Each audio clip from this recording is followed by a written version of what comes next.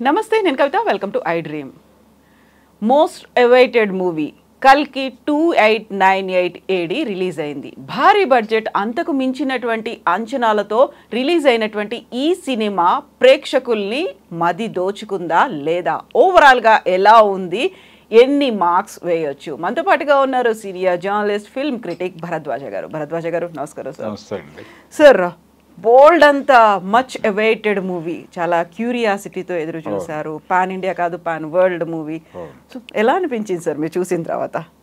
అంటే first half కొంచెం ఇబ్బందికరంగా నడిచింది, సెకండ్ హాఫ్ బాగుంది. ఫైనల్గా బయటకు వచ్చినటువంటి ప్రేక్షకులు పాజిటివ్గానే రియాక్ట్ అవుతున్నారు. అయితే సినిమాలో నడకకి సంబంధించి వీళ్ళు మొదట ఒకటే భాగం ఉంటారు డిజైనింగ్లో. ఇప్పుడు వాళ్ళు సెకండ్ హాఫ్ అనుకున్నది సెకండ్ పార్ట్కి వెళ్ళింది. ఇప్పుడు సెకండ్ పార్ట్కి వెళ్ళటం వలన ఇక్కడ కొంత ఫస్ట్ హాఫ్లో కొంత ల్యాగ్ కనిపించింది. డల్గా మొదలవుతుంది సినిమా, డల్గా మొదలై నెమ్మదిగా స్పీడ్ అవుతుంది, ఎమోషన్స్ ఇవన్నీ. అలాగే ఇందులో ప్రధానంగా కనిపించే లోపం ఏంటంటే జనాలు కనెక్ట్ అయ్యేటువంటి ఒక బాధ, ఒక పెయిన్ నడవాలి, ఒక ఎమోషన్ నడవాలి. అలా ఎమోషన్ నడిపించేటువంటి సన్నివేశాల కొరత ఉంది సినిమాలో. అంటే జనాల్ని వాళ్ళు సఫర్ చేసేటువంటి కొన్ని సన్నివేశాలు పెట్టుంటే బాగుండేది అనిపించింది. అది తప్ప టేకింగ్ సైడ్ తను అనుకున్న పద్ధతిలో తను అనుకున్న స్క్రిప్ట్ని ఎగ్జిక్యూట్ చేయటంలో ఆయన 100% విజయం సాధించాడు నాగశ్విన్. అంటే తన బ్రెయిన్లో హాలీవుడ్ సిరీస్లు ఉన్నాయి, మార్వెల్ సిరీస్లు ఇవన్నీ ఉన్నాయి. ఈ మైథలాజికల్ బ్యాక్డ్రాప్ని అడాప్ట్ చేసుకున్నాడు ఆయన. చేసుకుని దానిలో ఉన్నటువంటి క్యారెక్టర్స్, అది కృష్ణ నిర్యాణంతో మొదలవుతుంది. కృష్ణ నిర్యాణంతో మొదలైన తర్వాతే భాగవత రచన జరిగింది అనేది మనకు ఒక బిలీఫ్ ఉంది. వేదవ్యాసుడు అంటే కృష్ణుడు వెళ్ళిపోతున్న టైంలో కృష్ణుడిలోనే ఒక వెలితి, ఏదో ఇన్కంప్లీట్గా వెళ్ళిపోతున్నాను నేను అనే ఫీలింగ్ ఉందని, ఆ ఫీలింగ్ వ్యాసుడిలో కూడా కలిగి ఆ గ్యాప్ ఫిల్ చేయడానికి ఆయన భాగవత రచన ప్రారంభించాడని ఒక వాదన ఉంది.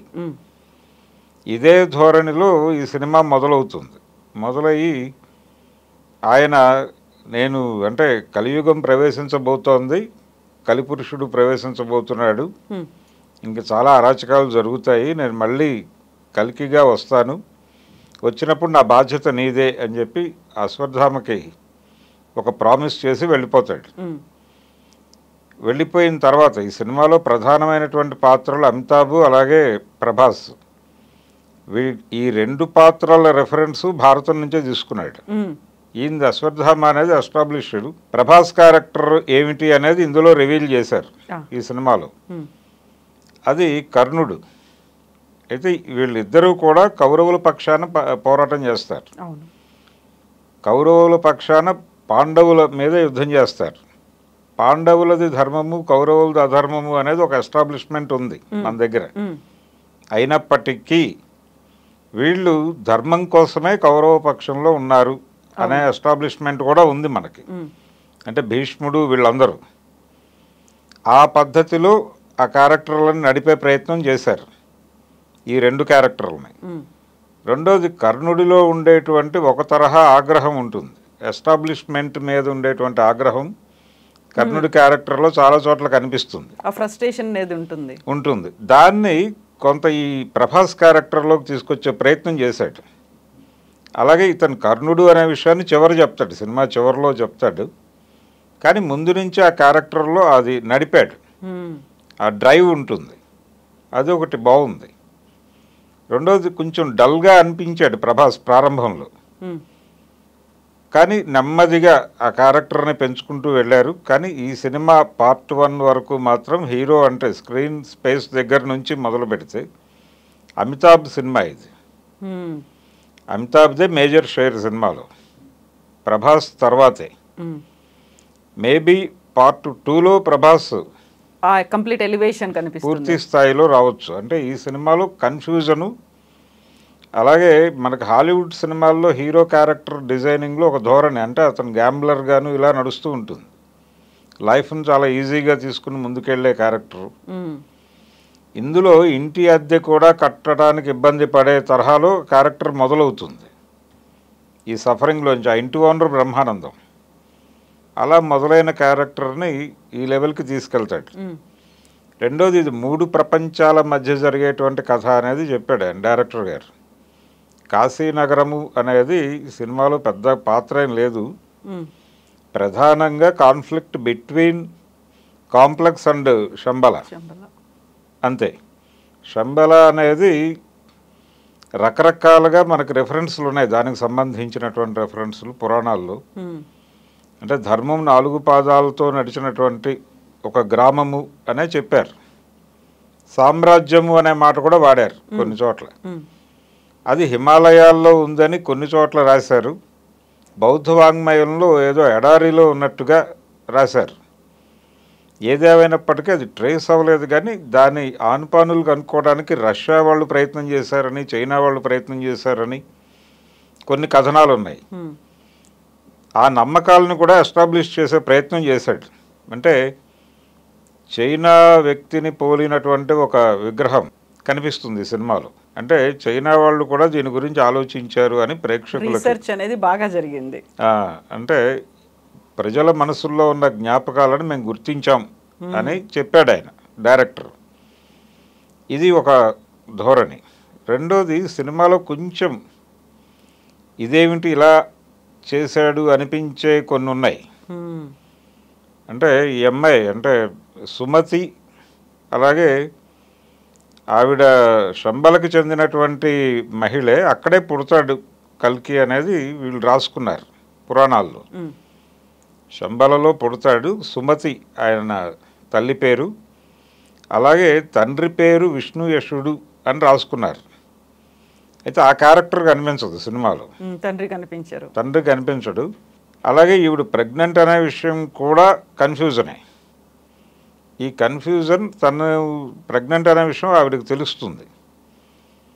తెలిసిన తర్వాత అంటే దీన్ని కొంత బైబిల్ అడాప్షన్ లాగా అనిపించింది. అంటే పరిశుద్ధాత్మతో ఆవిడ గర్భం పొందారు అనేది మరియా క్యారెక్టర్ మీద ఒక కథనం ఉంది, మనకి తెలిసిన కథే. రెండోది, భాగవతానికి బైబిల్కి చాలా పోలికలు ఉంటాయి. అంటే కృష్ణుడి జన్మ వృత్తాంతము, క్రీస్తు జన్మ వృత్తాంతము దాదాపు ఒకేలా కనిపిస్తుంది. ఇక్కడ కంసుడు ఉంటాడు, అక్కడ హేరోదు రాజు ఉంటాడు.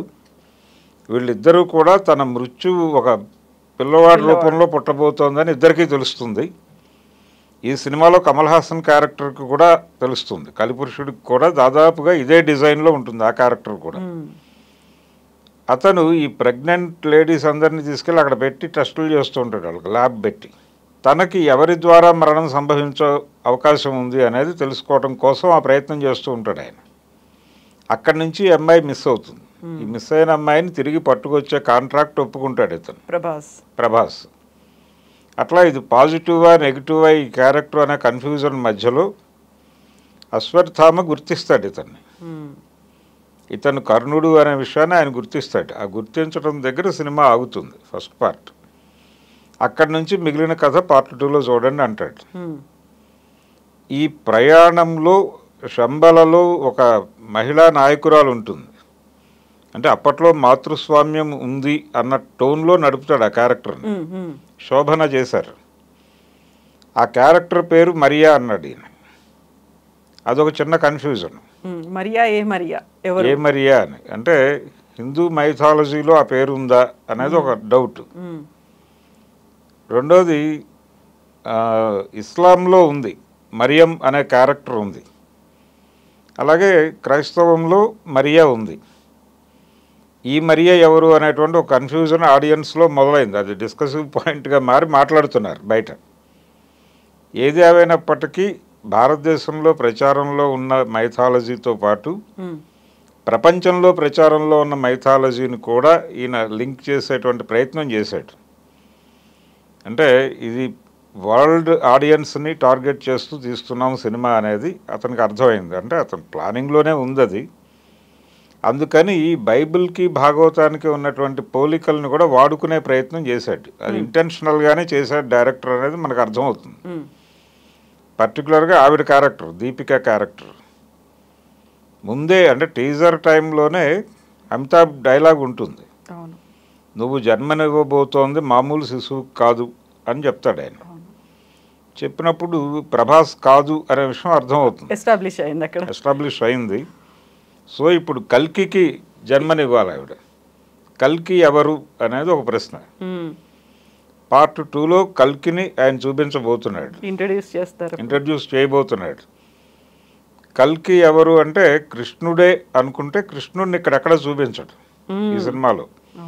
అంటే కృష్ణుడి క్యారెక్టర్ ఉంటుంది కానీ ఎవరు చేస్తున్నారు ఆ పాత్ర అనేది చూపించడు. రెండోది ఆయన తీసుకున్న గెటప్ కూడా మనకి పౌరాణిక సినిమాల్లో ఎన్టీ రామారావు గారు వీళ్ళు ధరించినటువంటి కృష్ణుడి గెటప్ కాదు అది. అంత గంభీరంగా అలా లేకుండా, అసలు అలా లేకుండా ఒక పింఛం ఒకటి ఉంటుంది. అంటే డిస్కవరీ ఆఫ్ ఇండియా అని శ్యామ్ బెనగల్ గారు దూరదర్శన్లో సీరియల్గా తీశాడు. దాంట్లో ఆయన వాడిన గెటప్ను తీసుకున్నారు. కారణం ఏంటంటే వరల్డ్ ఆడియన్స్ని అడ్రస్ చేయబోతున్నాము అనేది వీళ్ళ ఉద్దేశం. అందుకని ఆల్రెడీ ఈ హరే కృష్ణ ఇది ఉంది, మూమెంట్ ఉంది, ఇస్కాన్ మూమెంట్ ఉంది అన్ని చోట్ల. సో వాళ్ళు ఒక ఇమేజ్ని జనాల్లోకి పంప్ చేసి ఉన్నారు, కృష్ణుడు అనగానే ఇలా ఉంటాడు అని. దానికి దగ్గరగా ఉండేలాగా చూసుకున్నారు. అది ఇలా ప్రతి చోట మార్కెట్ సినిమా ఎక్కడికి ఎడుతోంది, ఏ ఆడియన్స్ చూడబోతున్నారు, ఈ లెక్కలన్నీ కూడా వాళ్ళు స్క్రిప్ట్ దశలోనే చేసుకుని సినిమా తీసినట్టుగా అనిపించింది. అయితే ఫస్ట్ హాఫ్ కొంచెం ఇబ్బంది పెట్టినప్పటికీ సెకండ్ హాఫ్ బాగుంది. అంటే జనాలు కొంచెం ఎమోషనల్గా నడిచింది. కానీ శంబల ప్రజల్ని కాంప్లెక్స్ ఏ తరహా ఇబ్బందులకి గురి చేసింది అనేది ఇంకొంచెం ఎస్టాబ్లిష్ చేసుంటే బాగుండేది, ఎమోషనల్గా వెళ్ళుంటే బాగుండేది. ఆయన అక్కర్లేదు అనుకున్నాడు డైరెక్టర్. అంటే తెలుగు ఆడియన్స్ పాయింట్ ఆఫ్ వ్యూలో నేను చెప్తున్నాను. ఆయన హాలీవుడ్ తరహాలో వెళ్ళాలి సినిమా అనుకున్నాడు. అనుకుని అలాంటి సన్నివేశాలకి అవకాశం లేకుండానే నడిపాడు. కానీ చాలా కష్టపడ్డాడు. అతని కష్టం కనిపించింది. నాగశ్విన్ పడ్డ కష్టం అన్ని విధాలుగానూ కనిపించింది తెర మీద. స్క్రిప్ట్ స్టేజ్ నుంచి అతను ఎలా డిజైన్ చేసుకున్నాడు అనేది తెర మీద కనిపించింది. అలాగే ఖర్చు కూడా కనిపించింది. 600 కోట్లు పెట్టి తీశారు. ఆ రిచ్నెస్ కనిపించింది తెర మీద. అమితాబ్ క్యారెక్టర్, అలాగే వాళ్ళు చాలామంది అంటే వాళ్ళ బ్యానర్లో నటించినటువంటి చాలామంది సినిమాలో కనిపించారు. దుల్కర్ సల్మాన్ కనిపించాడు, మృణాల్ కనిపించింది, తర్వాత మాళవిక నాయర్, వీళ్ళందరూ ఒక్కొక్క సన్నివేశంలో అలా మెరిసి వెళ్ళిపోయే అందరూ ఉన్నారు. ఇలా మొత్తం మీద తెలుగు ప్రేక్షకులకి ఒక అనుభూతి అయితే కలిగించాడు. కొన్ని సర్ప్రైజింగ్ ఎలిమెంట్స్ కూడా ఉన్నాయి. కొంతమంది డైరెక్టర్లు కూడా కనిపించారు సినిమాలో. వర్మ గారు కనిపించాడు, రాజమౌళి గారు కనిపించాడు. సినిమాని జనరంజకంగా నడపటం కోసం చాలా కష్టపడ్డాడు ఆయన. ఆడియన్స్ కూడా ఇది కొంచెం ఏదో వేరే లోకంలోకి వెళ్ళొచ్చిన అనుభూతి అయితే కలిగింది. అంటే థియేట్రికల్ ఎక్స్పీరియన్స్ కలిగించాలి అనేది వీళ్ళ మోటో. ఇలాంటి కథలు ఎంపిక చేసుకోవడానికి కారణం అది. జనాలు థియేటర్లకు రావడం లేదు, వాళ్ళని రప్పించాలంటే సినిమాలో ఏదో ఉండాలి. ఆ ఎలిమెంట్ ఏంటి అది ఇప్పుడు సెర్చ్. ఇప్పుడు కన్నప్ప కూడా అందుకో వాళ్ళు అటెంప్ట్ చేస్తోంది. ఈ పురాణాలన్నింటినీ వీళ్ళు ఎక్స్ప్లోర్ చేయడానికి కారణం ఇదే. థియేట్రికల్ ఎక్స్పీరియన్స్ ఇస్తే తప్ప ఆడియన్స్ థియేటర్కి రారు అనేది. ఇది బాగానే ఉంది, డిజైన్ బాగానే ఉంది, కానీ ఇంకొంచెం ఎమోషనల్గా వెళ్ళాల్సినటువంటి అవసరం ఉంది. దాన్ని కూడా దృష్టిలో పెట్టుకోవాలి. అది పురాణాల్లో ఉంది, అది వీళ్ళు కొత్తగా కల్పించక్కర్లేదు. అక్కడ సన్నివేశాలు ఉన్నాయి. దాన్ని ఈయన కొంచెం పట్టించుకుని ఉంటే బాగుండేది. అదొక్కటి తప్ప మిగిలిన సినిమా అంతా ఓవరాల్గా సినిమా బాగానే ఉంది. సో ఇప్పుడు వరల్డ్ ఆడియన్స్ని దృష్టిలో పెట్టుకుని తీసినటువంటి సినిమాలో టార్గెట్ ఆడియన్స్ అనేవాళ్ళు కూడా ఉన్నారు. అన్ని డిఫరెంట్ జానర్స్, అందులో పిల్లలకి కనెక్ట్ అవ్వాలి, పెద్దలకి కనెక్ట్ అవ్వాలి అనుకున్నప్పుడు కనెక్ట్ అయింది అనేది మనకి ఆ సినిమాకి వచ్చినటువంటి ఓపెనింగ్స్ అర్థమైపోయింది. అంటే అడ్వాన్స్ బుకింగ్ ఓపెన్ అయిన మరుక్షణం సర్వర్లు ఇబ్బంది పడే లెవెల్లో జనాలు టిక్కెట్ల వేటలోకి వెళ్ళిపోయారు. కారణం ఇది పిల్లలకి ట్రైలర్ దగ్గర నుంచి కనెక్ట్ అయింది సినిమా. అందుకని ఫ్యామిలీ ఆడియన్స్ కనెక్ట్ అయ్యారు.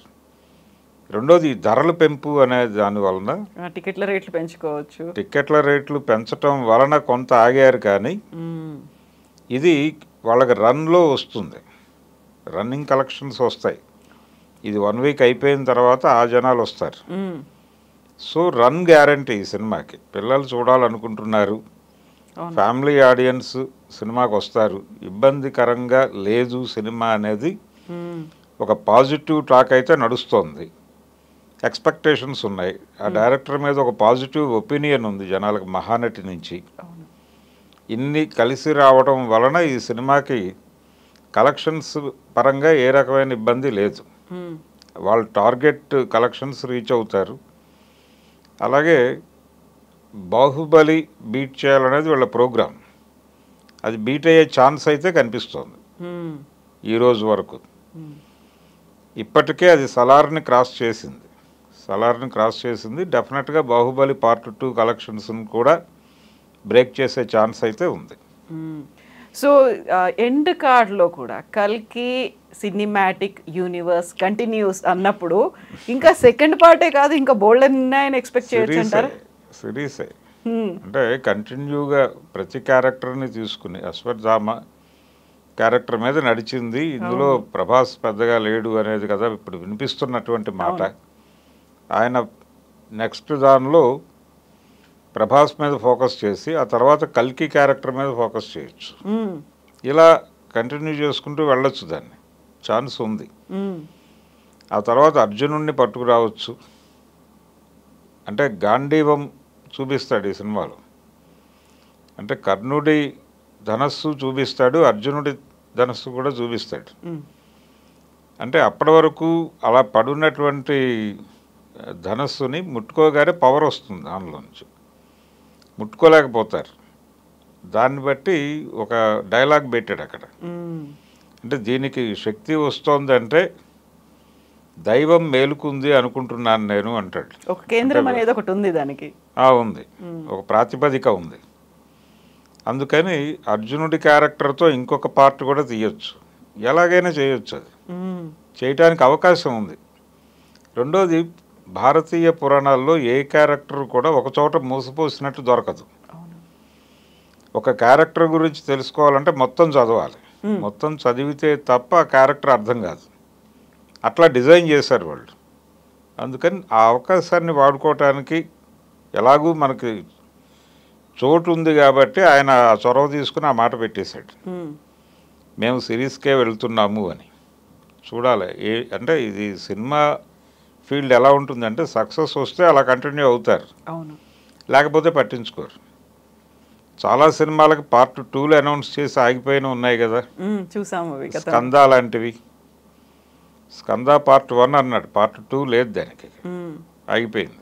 గతంలో రుద్రమదేవి కూడా ఇలాగే వచ్చింది. అవును, చాలా సినిమాలు అలా పార్ట్ 1 అని వదిలేసిన సినిమాలు చాలా కనిపిస్తాయి మనకి. అందులో ఇదొకటి. ఇప్పుడు పార్ట్ 3 అనే కల్చర్ కూడా మొదలైంది. భారతీయుడు పార్ట్ 3 ఉంటుందని చెప్తున్నారు. కేజీఎఫ్ కూడా ఉంది. కేజీఎఫ్ 3 అంటున్నారు. బాహుబలికి కూడా 3 ఉంటుంది అనే మాట వచ్చింది. RRRకి 2 ఉంటుందనే మాట విజేంద్ర ప్రసాద్ గారు చెప్పారు. ఈ వరుస అంటే కొత్తగా భారతీయుడు 3 డెఫినెట్గా ఉంటుంది అనే మాట అయితే శంకర్, కమల్ హాసన్ ఇద్దరు రివీల్ చేశారు. ఈ ప్రకారం ఇది కూడా సిరీస్ కంటిన్యూ చేయవచ్చు. మధ్యలో చిన్న సినిమాలు కూడా చేస్తాడు అనుకుంటున్నాను ఆయన, నాగశ్వని చేస్తూ ఈ సిరీస్ కూడా కొనసాగిస్తాడు ఆ బ్యానర్లో. ఎందుకంటే రీసెర్చ్ అనేది చాలా ఎక్కువ చేస్తున్నారు కాబట్టి దానికి టైం పడుతుంది ఇంకా ఆ టైం గ్యాప్లో. అయితే భరద్వాజ గారు, ఇప్పుడు ఈ సినిమా అనేది యంగ్ జనరేషన్, ఇప్పుడు పిల్లలకి కనెక్ట్ అవ్వాలి అంటే మార్వెల్ సిరీస్లు, సైంటిఫిక్ ఫిక్షన్ అనేది, ఒక హైఫై అనేది అక్కడ కనిపించాలి. అట్ ద సేమ్ టైం పురాణాల నుంచి లింక్ మిస్ అవ్వకుండా ఉండాలి. అంటే డిఫరెంట్ కాలాలకి తగ్గట్టుగా తీయడం అనేది, ఆ లింక్ ఎలా అనిపించింది మీకు? ఆ లింక్ చేయటం చాలా బాగా వర్కౌట్ చేశారు. ఆ వర్కౌట్ చేయటం వెనకాల ఆయన చాలామందిని వినియోగించుకున్నాడు కూడా. సంగీతం గారిని వీళ్ళందరినీ కూర్చోబెట్టడం స్క్రిప్ట్లో, అందుకోసమే ఈ డిజైనింగ్ కోసమే కూర్చోబెట్టాడు ఆయన. ఇంకా ఆయన చెప్పినవి పూర్తిగా తెర మీద కనిపించలేదు. కాశీకి సంబంధించిన సన్నివేశాలు ఏవి లేవు సినిమాలో. ఊరికనే చూపించాడు ఆయన దూరం నుంచి ఒక షాట్ ఉంటుంది అంతే. ఇది పూర్తి స్థాయిలో శంబలకి అలాగే ధర్మానికి అధర్మానికి కాన్ఫ్లిక్ట్ అన్న ధోరణిలో నడిపాడు. కాంప్లెక్స్కి శంబలకి మధ్య యుద్ధంగా మార్చాడు దీన్ని. నిజానికి ఆయన చెప్పిన ప్రకారం చాలా దూరం ఉంది, ఇంకా ప్రయాణం ఉంది, చాలా ప్రయాణం ఉంది. ఏం చేస్తాడు ఎలా చేస్తాడు అనేది చూడాలి. సో ఇంతమంది, ఒకవైపు అమితాబ్ బచ్చన్ ఉన్నారు, మరొకవైపు కమల్ హాసన్ ఉన్నారు, ప్రభాస్, దుల్కర్ సల్మాన్, విజయ్ దేవరకొండ, ఇంకో దీపికా పడుకోన్, దిశా పటాని, శోభన, ఆల్మోస్ట్ కొంతమంది అంత చిన్న క్యారెక్టర్స్లో ఉన్నారా అని అనిపిస్తుంది, కొంతమంది చాలా కాలం తర్వాత మనం చూసామే అని అనిపిస్తుంది.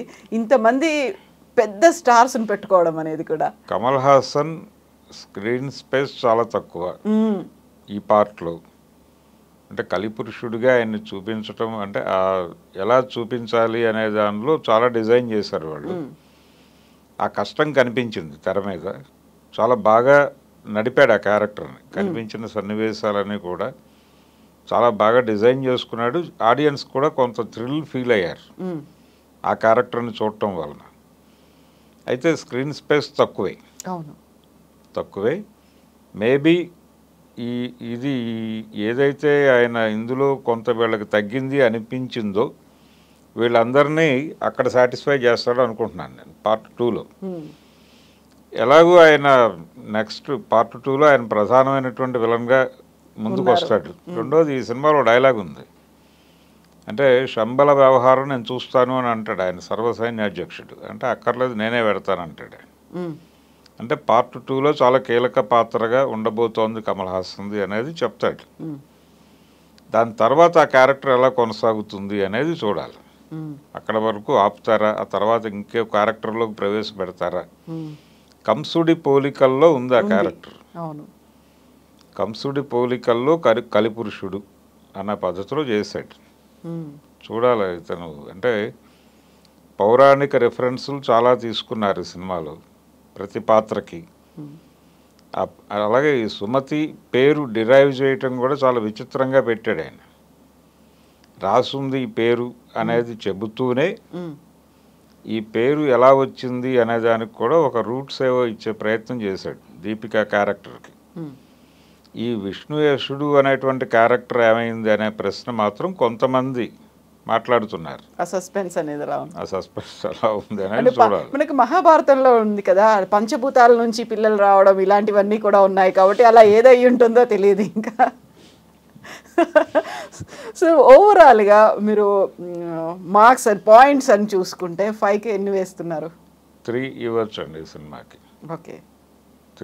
లాంగ్ రన్ లో మాత్రం కలెక్షన్స్ మాత్రం విపరీతంగా కలెక్షన్స్ వస్తాయి. కలెక్షన్స్ డెఫినెట్ గా బాగుంది, పాజిటివ్ గా ఉంది సినిమా. డెఫినెట్ గా మంచి వసూలు రాబడుతుంది. Yes sir, thank you so much sir. Thank you.